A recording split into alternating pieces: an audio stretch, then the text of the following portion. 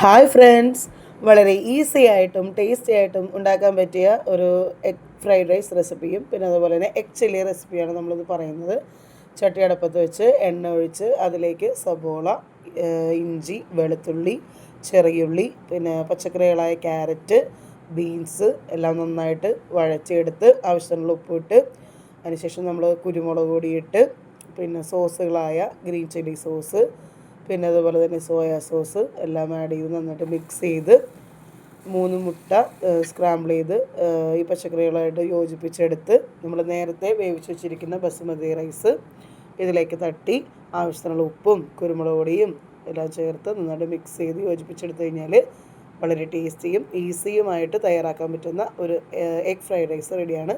പിന്നെ കോംബോ ആയിട്ട് എഗ് ചില്ലിയും നമുക്ക് യൂസ് ചെയ്യാവുന്നതാണ്. അതിൻ്റെ റെസിപ്പി പുറകെ വരുന്നുണ്ട്. Thanks for watching.